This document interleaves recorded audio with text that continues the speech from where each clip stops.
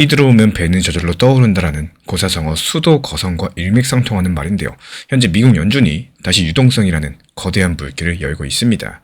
이제 남은 거는 그 물길을 위에 띄울 수 있는 배인 거고, 규제란 기술이라는 자체를 올린 XRP가요, 이 거대한 물결을 타고 가장 높이 그리고 가장 멀리 나아갈 준비가 된 배라는 말씀 드리면서, 방금 전 미국 연준 의장 파월 측에서 발표한 내용들, 그리고 여기에 대한 숨은 의미까지도 살펴볼 예정이고요. 이번 영상 힘차게 시작해 보도록 하겠습니다. 미국 연준 측에서 기준금리를 0.25%포인트 인하했습니다. 모두들 예상하던 결정이었죠. 근데 정작 시장에서는 이 뻔한 결과에 오히려 환호했습니다. 주가가 오르고 여기저기서 연준이 드디어 움직였다, 이런 반응이 나왔죠. 가만 생각해보면 이상하지 않으신가요? 이 경기 상황이 안 좋으니까 금리를 내린 건데, 여기서 주식시장은 마치 축제 분위기입니다. 게다가 이번에 연준이 살짝 특이한 카드까지도 꺼냈는데, 금리만 내린 게 아니라 돈을 시중에 풀기 시작한다라고 예고를 한 겁니다. 오늘은 바로 이 점에 주목을 해보셔야 되는데요. 연준이 금리를 내리고 유동성 공급을 재개했다, 이 한 문장 속에 담긴 진짜 의미, 그리고 그 숨은 설계를 풀어드려 볼 예정이고요. 이 거대한 물줄기가 암호화폐 시장, 특히 리플 XRP한테는 어떤 새로운 지형을 만들어줄지 끝까지 함께 생각해 보도록 하겠습니다. 방금 전 연방공개위원회 FOMC 정례 회의 결과 기준금리 25bp 인하 결정이 나왔습니다. 이렇게 미국 기준금리는 3.5에서 3.75% 범위로 내려왔는데요. 이 시장 전망과 정확히 일치하는 결과였습니다. 이미 다들 예견했던 터라 이 서프라이즈는 아니었지만 그 의미만큼은 가볍지가 않다라는 거. 왜냐면 작년 내내 꼼짝 않던 연준이 올해 9월달 그리고 10월에 이어서 12월까지도 석 달 새 3번 정도의 연속 금리를 낮췄기 때문인데요. 연준이 이렇게 연속 인하를 한 거는 오랜만입니다. 2022년 초부터 시작한 가파른 금리 인상 사이클이 2023년 정점에 이르고 2024년 내내 유지가 됐다가 2025년 하반기, 이때 와서야 방향성이 꺾인 겁니다. 이렇게 약 3년에 걸친 긴축 시대가 사이클의 전환점을 맞았다라고 볼 수가 있는데요. 그런데 여기서 중요한 거는 이번 FOMC에서 흥미로운 단서가 몇 개 더 나왔다라는 거. 먼저 연준 위원들의 속내를 볼 수 있는 점도표를 살펴보니까요. 이 2026년부터는 금리를 딱 한 번 더 0.25%포인트 내리는 것이 중간값으로 전망이 됐습니다. 그리고 2027년에도 한 번 더 인하를 하면서 그 이후에는 장기 중립금리 3% 정도 선에서 안정을 가져가겠다. 요약드리자면요, 우리가 더 큰 폭으로 금리를 내리지 않을 거야 라는 이 메시지를 시장에 던진 셈이겠죠. 여기에 대해서 시장은 살짝 당황했습니다. 아니, 금리 이제 겨우 3번 내린 건데 이거를 딱 한 번 더 내리고 끝이다? 그렇다면 지난 2년 동안 극한의 긴축을 했으니까 이제 팍팍 풀어줄 법도 한데 연준은 브레이크를 밟겠다라는 눈치니까요. 하지만 연준이 이렇게 신중 모드를 보인 데는 이유가 있습니다.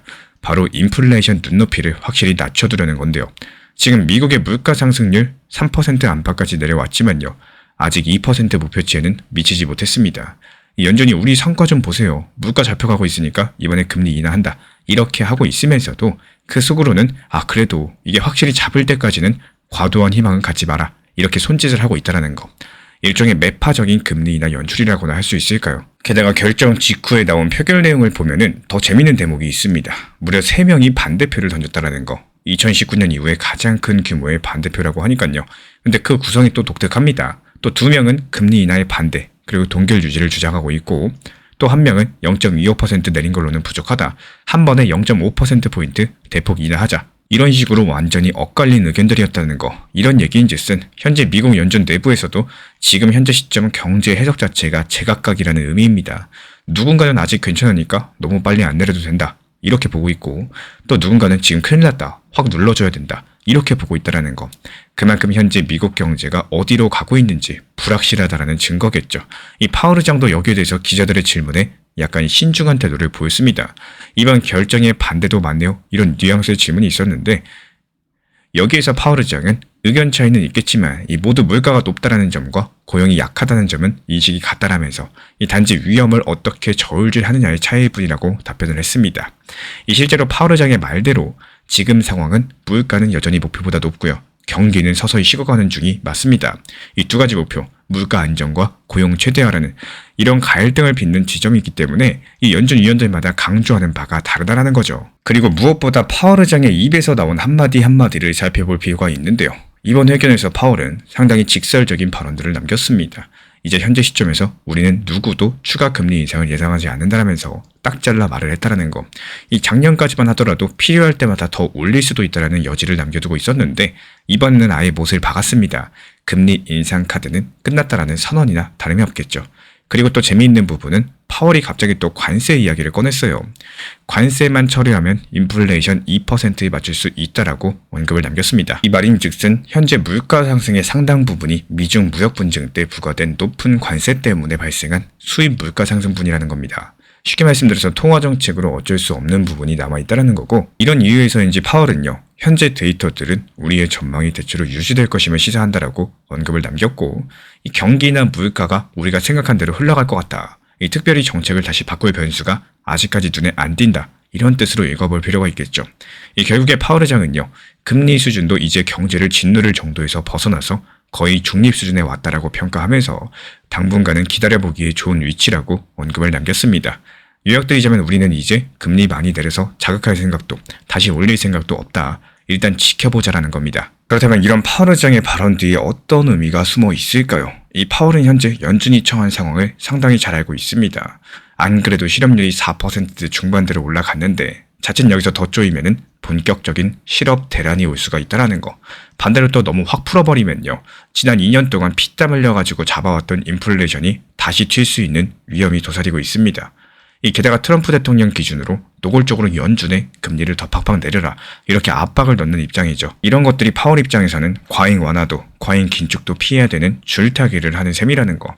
그래서 관세만 없으면 2% 된다라는 말을 일부러 함으로써 슬쩍 공을 넘기기로 한 겁니다.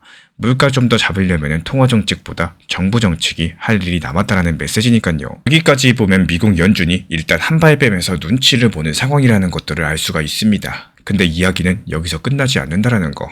제가 오늘 강조하고 싶은 숨은 포인트는 바로 이겁니다. 연준이 슬그머니 돈 풀기 모드로 들어섰다. 연준은 공식적으로 아직까지 양적 완화 시작이라는 이렇게 말을 한 게 아니라는 거. 오히려 점도표 등을 통해 가지고 우리는 과도한 완화를 경계한다라는 제스처를 취했죠. 하지만 여기서 행동은 정직합니다. 이 발표문 한 구석에 조용히 담긴 조치들, 단기 국채 매입 전개라거나 사실 엄청난 변화라고 볼 수가 있겠죠. 왜냐하면 연준 같은 경우는 2022년부터 올해까지 쭉 국채를 팔아치우는, 즉 보유자산을 축소하는 정책 QT를 진행을 해왔거든요. 이 시중에 풀렸던 돈을 빨아들이는 작업들이었습니다. 근데 이걸 멈추고 다시 사들이겠다라는 거고, 연준은 이거는 어디까지나 기술적인 조정이다, 유동성 관리 차원이다, 이렇게 설명을 했습니다.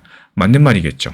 최근에 미국 국채시장, 특히 단기물 쪽에서 유동성 경색 우려가 조금 있었고, 정부 부채가 늘어나면서 단기 국채가 쏟아졌고, 은행 시스템에 남은 여유자금, 이 준비금들이 줄어들면서 레포 금리라거나 단기 금리가 불안정한 조짐을 보였습니다. 연준이 이런 것들을 방치하면은 통화 정책의 전달 메커니즘이 흔들릴 수 있다고 판단을 해서요, 필요한 만큼만 단기물 매입을 통해서 시장의 안정을 도모하겠다, 이렇게 나서고 있는 겁니다. 마치 2019년에도 비슷한 일이 있었는데요. 그때도 연준이 이건 QE가 아니다라고 선을 그으면서 단기 국채를 매입을 하면서 유동성을 공급을 했었죠. 하지만 결과적으로 이 조치는 시중에 달러 유동성을 늘리게 됩니다. 400억 달러, 규모만 보면은 과거의 수천억 달러 대규모 QE랑은 비교도 안 되지만요. 여기서 중요한 건 방향성의 전환이라는 거예요. 긴축에서 중립을 지나서 이 금리 완화 쪽으로 방향타를 돌렸다. 이 신호 그 자체겠습니다. 이 시장은 이런 변화를 절대로 놓치지 않아요. 앞으로 연준이 완전히 마음먹고 자산 매입에 나설지 아닐지 모르겠지만요, 필요하면 돈 풀 준비가 돼 있다라는 이런 의지를 내비친 것으로 해석이 가능하기 때문에, 특히 연말에서 연초까지 은행들의 유동성 수요가 증가하는 시기라서 이 연준의 이런 조치는 적절한 안전판 역할을 하게 될 겁니다. 이러다 보니까 주식시장 입장에서는 그냥 금리 조금 내린 정도가 아니라 연준이 다시 우리 편이 됐다, 이런 안도감을 갖게 되겠죠. 실제로 이번 발표 직후에 미국 증시가 상승세를 탔습니다. 다우지수, S&P 500, 나스닥까지 모두 다 일제히 반응을 했었죠. 심지어 금 가격도 뛰었어요. 이 금은 일반적으로 인플레이션 해지 또는 달러 약세 시 선호 자산으로 꼽히는데, 연준이 돈을 풀기 시작하면은 달러 가치가 떨어질 거라는 전망에 금이 반응을 한 겁니다. 이 달러 인덱스도 발표 이후에 살짝 하락하는 모습을 보였고요. 연준이 표면적으로 조심스러운 척 했었지만 시장의 해안은 그 이면을 읽어낸 겁니다. 연준이 기여를 바꿨구나, 이러면서 이제 투자들의 시선은 앞으로 몇 달간 펼쳐질 상황으로 쏠리고 있습니다. 연준이 말로는 더 이상 큰 금리 인하는 없다라고 했었지만 실제로 경제 상황에 따라서 어떻게든 대응을 할 거고, 여기서 두 가지 갈림길이 나뉠 겁니다. 겁니다. 한 개는 정말로 경기가 연착륙해서 연준이 약속 지키면서 찔끔찔끔 금리 인하하고 멈추는 시나리오. 그리고 또 다른 하나는 경기 흐름이 예상과 달라져서 연준이 말을 바꾸는 시나리오겠죠. 사실 시장 역사상 연준이 한 해에 딱 한 번만 금리 내리고 마는 경우는 드뭅니다. 보통 금리 내리기 시작하면 연달아 내렸었죠. 그래서 일부에서는 경기가 나빠지면 연준이 점도표 따위 수정하면서 더 내릴 것이다. 이러면서 벌써부터 베팅하는 움직임이 있습니다. 예를 들어가지고 채권시장 장기물 금리에 그런 기대가 담길 수도 있다는 거. 하지만 반면에 연착륙 쪽에 무게를 두는 사람들은 그래봤자 내년에 한 번 정도 금리 인하고 끝인데 그 이후에 오히려 2027년, 2028년대는 다시 금리를 올릴 수도 있다. 이런 시나리오를 그리고 있습니다. 이게 어느 쪽이 됐든지 간에 결정적인 변수는 경제 지표입니다. 특히 고용과 물가겠죠. 앞으로 발표될 실업률, 물가 상승률 추세, 여기에 따라서 연준의 스탠스도 미세적인 조정이 될 겁니다. 그렇다면 이제 이 거시 이야기랑 암호화폐 시장을 연결 지어볼 차례입니다. 이 연준이 금리를 내렸다는 뉴스에 우리 구독자분들 중에서는 아니 그래서 이 비트코인에 뭐가 어떻게 된다는 건데 이렇게 궁금하셨을 겁니다. 결론부터 말씀을 드리자면은 역사적으로 봤을 때 미국 연준의 뉴턴, 이 완화 전환 자체가 암호자산 시장의 큰 분기점이 되어 왔습니다. 2013년, 2017년, 그리고 2020년까지 큰 불장마다 공통점이 뭔지 아시나요? 이 저금리랑 풍부한 유동성입니다. 반대로 2018년이나 2022년 이 냉각장에서는 연준의 긴축이 있었습니다. 이번에도 다르지 않을 가능성이 높다라고 말씀을 드리는 거고, 실제로 비트코인 가격은 이미 연준의 정책 변화 조짐에 반응해서 상당히 올라와 있는 상황입니다. 2025년 들어가지고 조용히 상승세를 타더니 최근에 비트코인 한 개에 10만 달러 넘는 수준까지도 상승을 했었죠. 이더리움도 1년 전 바닥 대비했을 때 2배 이상 올랐고요. 물론 이런 배경에는 블랙록을 포함한 전통 금융사의 비트코인 ETF 승인 움직임까지도 여러 가지가 존재하고 있겠지만 이 큰 그림에서 봤을 때 연준이 돈줄을 죄던 것을 멈추고 다시 푸는 쪽으로 기울었다는 유동성 환경 변화가 핵심이었습니다. 다만 앞으로는 어떨까요? 연준의 완화 사이클 초입에 서 있는 지금 이 시점에서 암호화폐 시장은 오랜 조정을 마치고 새로운 상승 사이클을 준비하고 있다는 분석이 많습니다. 다만 그 경로는 두 가지일 수 있어요. 만약에 연준 바람대로 경기 연착륙에 성공해서 천천히 금리를 내리고 이 경제가 안정적으로 흘러준다면은 이것만큼 또 크립토에 좋은 환경도 없습니다. 실물 경제도 받쳐주고 금리는 낮아지고 유동성은 풍부해지는 이런 삼박자가 맞겠죠. 이런 경우에 비트나 이더리움은 점진적이겠지만 꾸준한 우상향 추세를 탈 가능성이 큽니다. 특히나 기관 자금이 ETF를 통해서 본격적으로 유입이 되면서 시장의 판 자체가 이전과 달라질 수가 있다는 거. 또 반대로 경기 침체 시나리오를 생각해보면 초기에는 암호화폐도 리스크 자산으로 분류되다 보니까 타격을 받을 수가 있었죠. 경제 충격으로 주가가 폭락하면 비트코인도 한꺼번에 투매가 나올 수 있습니다. 하지만 그 침체를 치료하기 위한 연준의 과감한 돈풀기가 전개가 되면요. 오히려 그때부터 엄청난 유동성 랠리가 펼쳐질 수가 있다는 거. 2008년 금융위기 때도 2020년 코로나 때도 그랬습니다. 그래서일까요? 요즘에 크립토 업계에서는 지금이야말로 다음 상승장을 준비해야 될 타이밍이다. 이런 목소리가 높아지고 있습니다. 연준의 긴축이 끝났다. 그럼 앞으로 파월이 찍어내는 돈의 일부는 결국에 크립토로 흘러들어올 것이다. 이런 얘기들이죠. 리플의 은행 라이선스 추진은 정말 게임 체인저급 뉴스입니다. 아직까지 승인이 완료된 건 아니겠지만 만약 미국에서 리플이 은행이 된다. 상상을 해보겠습니다. 리플이 은행이면 연준의 계좌도 들 수 있고요. 다른 상업은행들과 똑같이 결제망을 공유합니다. 하지만 일반 은행들과 달리 리플 은행은 XRP라는 자체 가상자산과 블록체인 네트워크를 갖고 있어요. 당연히 이 둘을 접목을 시키겠죠. 예를 들어가지고 리플 은행이 미국 달러 예금을 받아두면 그걸 바탕으로 RLUSD를 발행할 수 있을 겁니다. 그리고 리플 은행은 해외 파트너 은행이라거나 핀테크 회사들과 리플 레저로 연결되어 있을 테니까요. RLUSD를 보내고 받거나 XRP로 교환하는 이런 작업이 순식간에 이루어질 수 있습니다. 지금 현재 시점에서도 리플렛을 통해서 여러 국가의 송금업체들이 XRP로 중개 환전을 하고 있지만요. 은행 자체가 그 역할을 하면 스케일이 비교가 안 되게 커지겠죠. 이 전 세계 송금의 많은 부분을 차지하는 은행 간의 거래를 리플 네트워크가 훨씬 더 효율적으로 대체하거나 보완할 수 있게 되는 겁니다. 어떻게 봤을 때 XRP는 기존 금융 시스템을 대체하는 것이 아니라 아예 그 속에 녹아들어가지고 핵심 부품으로 작동하게 되는 시나리오라는 거예요. 그리고 여기에 국제 표준 정비도 한몫을 합니다. ISO 20022라는 어려운 용어를 꺼냈었지만 여기에서 핵심은 은행들의 언어가 표준화되었다는 거예요. 이런 것들이 은행 외에 다른 결제망 사업자들도 그 언어만 통하면 쉽게 연결된다는 뜻이기도 합니다. 리플이 일찍부터 ISO 20022 멤버로 참여하면서 자사 서비스를 이 표준에 맞춰왔습니다. 즉 기술적으로는 준비를 마친 셈이라는 거고, 그렇다면 이제 남은 거는 제도적, 상업적, 마지막 퍼즐인데요. 그게 지금 맞아들어가고 있다라는 거. 이 연준이 완화로서 돌아선 시대에 은행들은 새로운 먹거리랑 원가 절감 솔루션을 찾고 있고요. 규제 당국은 무작정 가상자산을 막기보다는 편입해서 관리하는 쪽으로 기조가 바뀌었습니다. 리플이 은행이 되려는 시도에 대해서 미국 규제기관이 호의적으로 검토하는 이런 분위기라는 소식도 들립니다. 만약에 이런 것들이 승인된다면요. XRP는 적어도 미국 내에서는 불법인지 애매한 코인 꼬리표를 완전히 떼고 이 합법 금융 시스템의 일부로 격상될 가능성이 크겠습니다. 예전에는 XRP 가격이 오르내리는 게 주로 소속 뉴스나 리플사의 이벤트 때문이었죠. 이제는 거시경제 흐름, 금융권 움직임에 촉각을 곤두세워야 될 시기가 온 겁니다. 예를 들어서 연준이 금리를 내리고 유동성을 공급하면 XRP에도 간접적으로 호재가 될 수가 있겠죠. 단순하게 시장 분위기가 좋아져서 매수세가 붙는다, 이런 차원이 아닙니다. 이것보다 실제 사용자 측면에서 수혜가 올 수가 있다는 거고, 유동성이 풍부해지면 국제결제나 무역도 활발해지고 각 나라 간의 환율 변동성이 줄어들 가능성이 크겠죠.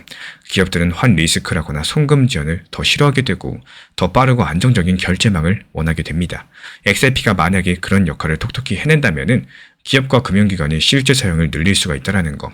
이미 리플 레저상의 거래량의 상당 부분은 리플의 ODL 솔루션을 통한 국제 송금이 차지하고 있습니다. 이 연준의 완화 기조 속에서 리플의 ODL 파트너십은 더욱 확대가 가능할 거고, XRP 리플 수요도 덩달아 늘어날 가능성이 있겠죠. 결국에 연준의 이번 금리 인하랑 유동성 재공급 선언은 단순한 한시적 뉴스가 아닙니다. 향후 몇 년 동안 금융시장 구조 변화의 신호탄일 수가 있다는 거. 그리고 그 속에서 암호화폐 시장은 새로운 도전을 맞이하겠지만요.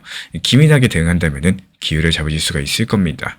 리플 XRP처럼 기존 금융과의 연결고리가 깊은 자산은 특히나 더 그렇다라는 거고, 겉보기에 연준 금리 인하 한 줄짜리 뉴스지만 우리 구독자분들께서 오늘 보신 것처럼 그 뒤에는 경제 구조, 권력 이동, 기술 진화가 맞물린 거대한 흐름이 있습니다. 구독자분들께서 이런 큰 그림을 이해해 주셔야 되는 거고, 이 남들은 금리 내렸다는 헤드라인만 보고 환호하거나 혹은 지나칠 때 우리는 왜 내렸나? 그 뒤에 뭐가 바뀌고 있나? 이런 것들을 생각해 보셔야 됩니다.